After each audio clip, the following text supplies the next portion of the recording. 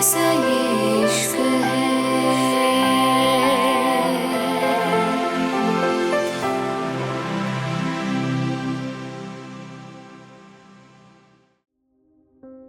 Mumbai, hotel. रुद्राक्ष जल्दी से हया के रूम की तरफ गया था। चारों तरफ अलग सी खामोशी थी, क्योंकि अब इवेंट खत्म हो गया था और जैसा रुद्राक्ष ने सोचा था, उसकी बीवी ने उससे ज्यादा ही कमाल करा था। सब लोग काफी खुश थे। रुद्राक्ष भी अब जल्दी से हया को लेने जा रहा था। आखिर उसकी बीवी को अब अपने हस्बैंड की जरूरत थी और अब रुद्राक्ष को उसको अच्छे से कंफर्टेबल करवाना था। रुद्राक्ष हया के रूम के एकदम सामने था, लेकिन उसको कुछ अजीब लग रहा था। उसने आसपास खड़े गार्ड से पूछा था हया के बारे में, और उसने यही कहा था, सब ठीक है। रुद्राक्ष ने जैसे ही दरवाजा खोला, हया उसको कहीं नजर नहीं आई थी। रुद्राक्ष धीरे से बोला, हया, कहाँ हो तुम? आवाज आ रही है? रुद्राक्ष के चिल्लाने पे भी हया की आवाज नहीं आई थी।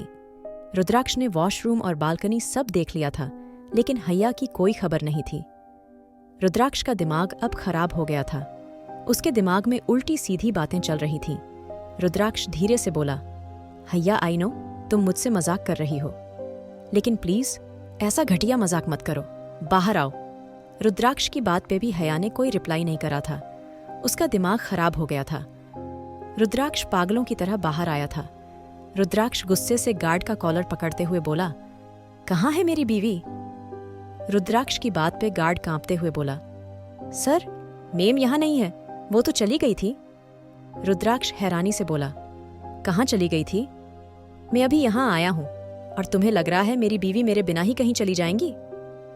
रुद्राक्ष की बात पे गार्ड धीरे से बोला, सर, उन्होंने बोला कि वो आपके पास ही जा रही हैं। रुद्राक्ष हैरानी से बोला, लेकिन तुमने बोला था वो अंदर ही?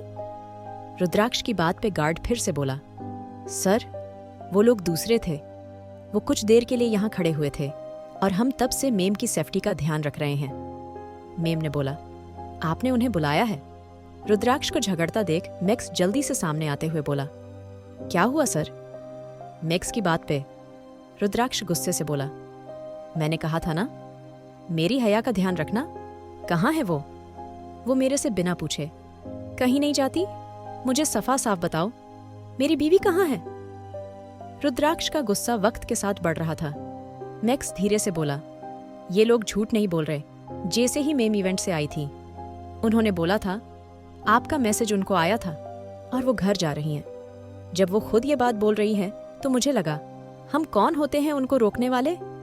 रुद्राक्ष हैरानी से बोला, दिमाग खराब है तुम्हारा? मैक्स, तुमसे इतनी बेवकूफ़ी की उम्मीद नहीं थी। इतना कहकर रुद्राक्ष पागलों की तरह बाहर की तरफ दौड़ा था। उसने घर पे भी कॉल करके पूछा था, लेकिन हया वहां नहीं थी। वो फलक के पास भी नहीं थी। रुद्राक्ष का सर फटा जा रहा था। उसकी बीवी इस हालत में कहाँ गई थी? रुद्राक्ष बाहर की तरफ जा ही रहा था, जब अचानक ही उसको रावत नजर आया था। रुद्राक्ष गुस्से से रावत का कॉलर पकड़ते हुए बोला, मेरी बीवी कहाँ है? रुद्राक्ष की बात पे रावत जल्दी से बोला, दिमाग ठीक है तुम्हारा? बीवी तुम्हारी है तो मुझे पता होगा वो कहाँ है। रावत की बात पे रुद्राक्ष उसका कॉलर पकड़ते हुए गुस्से से बोला, ज्यादा होशियार बनने की कोशिश मत कर। अभी कमिश्नर यहीं आ रहे हैं, सब पता चलेगा। मैं अभी भी वक्त दे रहा हूँ।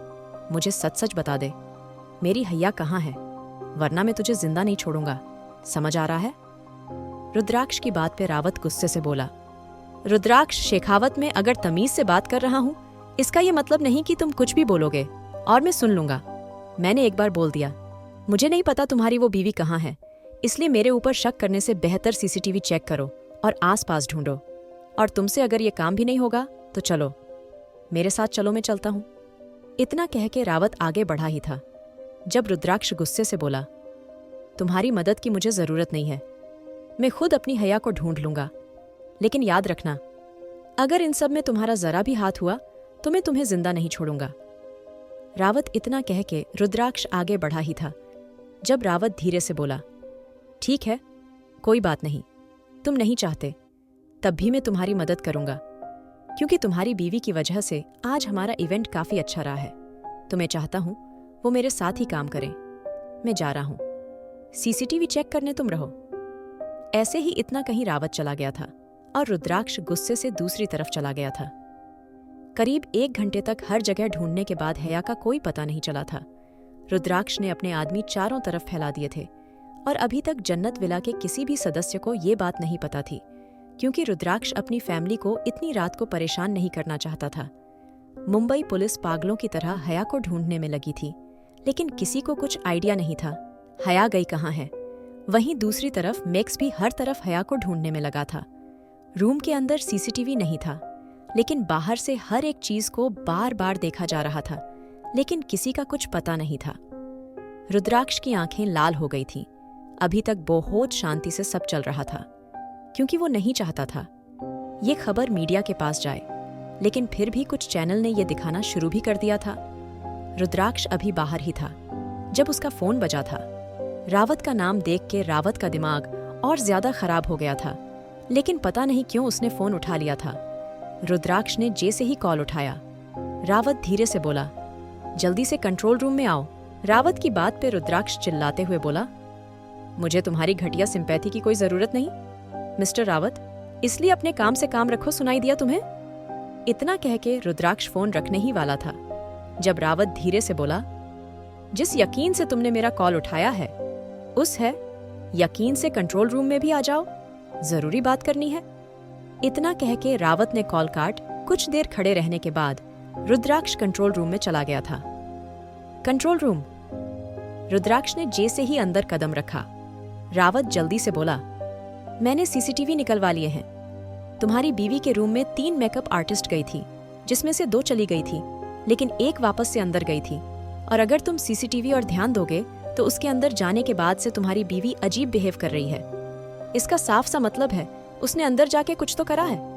इवेंट खत्म होने के बाद तुम्हारी बीवी फिर से रूम में आई थी और उसके कुछ देर बाद वो बाहर निकली है। उसके हाथ में फोन है। इसका साफ सा मतलब है वो किसी के बुलाने पे वहां गई है। और अगर तुम्हारे गार्ड की माने तो तुमने उसको बुलाया था जबकि तुम मना कर रहे हो, और सीसीटीवी जहां तक है तब तक सब सही है। इसका ये मतलब है तुम्हारी बीवी को बाहर से किसी ने किडनैप किया है। रावत की बात पे रुद्राक्ष गुस्से से बोला, और क्या पता वो सब तुमने ही किया हो। अब तुम ये सब करके मेरी नजरों में खुद को सही साबित कर रहे हो। रुद्राक्ष की बात पे रावत हंसते हुए बोला, इतने बेवकूफ लगते नहीं हो जितनी बेवकूफों वाली बातें कर रहे हो। मुझे तुम में और तुम्हारी बीवी में शुरू से कोई इंटरेस्ट नहीं है, लेकिन पहले मेरी नजर तुम्हारी कंपनी पे थी। मैं तुमसे बेहतर अपनी कंपनी बनाना चाहता था, लेकिन जब तुम्हारी बीवी ने इतना अच्छा परफॉर्म किया है इवेंट पे, तो मुझे क्या जरूरत है कुछ करने की। इतना कह के रावत शांत हो गया था। रावत धीरे से बोला, मैंने अपने लोगों को बोल दिया है, जल्दी ही उसका पता लग जाएगा, लेकिन तब तक लिए तुम अपने लोगों से बोलो कैसे भी करके उसको ट्रैक करें। जरूर उसने कोई ना कोई सबूत छोड़ा होगा। हम कोशिश करते हैं। रावत की बात पे रुद्राक्ष बिना कुछ बोले चला गया था। कुछ देर बाद मैक्स भी रुद्राक्ष के पास आ गया था। मैक्स जल्दी से रुद्राक्ष को अपना आईपैड दिखाते हुए बोला, सर, यहाँ कोई इलीगल तरीके से नहीं घुसा है, सिर्फ ये मेकअप आर्टिस्ट थी जो बाद में आई थी, लेकिन इसके बारे में भी हमने पूछ लिया था। आप टेंशन मत लीजिए, मैं पता लगाने की कोशिश कर रहा हूँ, मेम को कुछ नहीं होगा। मैक्स की बात पे रुद्राक्ष बिना कुछ बोले हया के रूम के अंदर चला गया था। यहाँ सिर्फ हया की कुछ चीजें पड़ी हुई थी। रुद्राक्ष ने जैसे ही आसपास देखा तो उसको एक कागज नजर आया था। उसने बिना कुछ कहे वो कागज खोल लिया था और अचानक ही उसकी आंखें लाल हो गई थीं। उसके चेहरे पे अजीब सा डर था। आज तक रुद्राक्ष शेखावत इतना नहीं डरा था, लेकिन एक कागज के टुकड़े ने उसकी डरा दिया था। रुद्राक्ष ने कांपते हाथों से किसी को कॉल करा था। दूसरी तरफ आवाज सुनने से पहले ही रुद्राक्ष धीरे से बोला, मुंबई, बीच साइड पुरानी हवेली, जल्दी। इतना कह के रुद्राक्ष बाहर की तरफ भागा था। पुरानी हवेली। हया को किसी रस्सी से बांधा हुआ रहा। उसकी आंखें पूरी खुली हुई थीं। उसके चेहरे पे पसीने की बूंदें चमक रही थीं। हया धीरे से बोली, कौन है? मुझे क्यों बांधा हुआ है यहाँ? दरवाजा खोलो प्लीज। हया की बात पे अचानक ही उसके चेहरे पे किसी के ठंडा पानी डाला था। उसकी आंखें पूरी खुल गई थीं। उसने जल्दी से गहरी गहरी सांसें लेके सामने देखा था। हया धीरे से बोली, कौन है? क्या बदतमीजी है यह? देखो तुम जो भी हो, अगर मेरे रुद्राक्ष को पता चला वो तो जिंदा नहीं छोड़ेगा। मैं अभी भी कह रही हूं, मुझे जाने दो। हैया की बात पे सामने से एक लड़की आई थी। उसका चेहरा मास्क से कवर था। लड़की को हैया को देखते हुए धीरे से बोली, ओह, तुम्हारा पति रुद्राक्ष शेखावत? कोई बात नहीं, वो जब तक यहाँ आएगा तुम्हारा ये बच्चा और तुम खुद इस दुनिया से जा चुकी है गई। उस लड़की की बात पे हैया कांपते होठों से बोली, क्या बोल रही हो तुम? दिमाग ठीक है तुम्हारा? हैया की बात पे वो लड़की हैया के बालों को टाइट पकड़ते हुए बोला, मेरा दिमाग बिल्कुल ठीक है। तुम्हारी वजह से मेरा रुद्राक्ष मुझसे दूर हुआ है। तुम्हारी वजह से तुमने सब खराब कर दिया। मैं उसके लिए इतनी दूर आई थी, तुम्हारी वजह से उसने मुझे छोड़ दिया। तुम्हारी वजह से उसने मुझे बेइज्जत करा, सिर्फ तुम्हारी वजह से। लड़की की बात पे हैया कांपते होठों से बोली, जेनी? हैया की बात पे लड़की ये अपने चेहरे से मास्क हटा लिया था और वो कोई और नहीं जेनी ही थी। हैया नफरत से बोली, पागल हो चुकी हो तुम? तुम्हें लगता है ये बेवकूफ़ी करने से रुद्राक्ष तुम्हें मिल जाएगा? तुमने मुझे बाहर बुलाया था, सब तुमने करा था। हिम्मत भी कैसे हुई इतना घटिया खेल खेलने की? अभी तक तो रुद्राक्ष तुम्हारी जान बख्श भी देता, लेकिन अब वो तुम्हें जिंदा नहीं छोड़ेगा। अपनी मौत बुलाई है तुमने। और रही बात तुमसे प्यार करने की, तो वो मर के भी तुमसे प्यार। अभी हैया की बात पूरी नहीं हुई थी जब जेनी ने एक जोरदार थप्पड़ उसके मुंह पर जड़ दिया था। हैया हैरान रह गई थी। उसके बाल उसके चेहरे पे आ गए थे। पहली बार किसी ने इतनी बुरी तरह उसको मारा था। उसके आंसू निकल आए थे। उसके मुंह से धीरे से निकला था, रुद्राक्ष। आखिर क्या करेगी जेनी अब हैया के साथ? क्या बचा पाएगा रुद्राक्ष हैया को?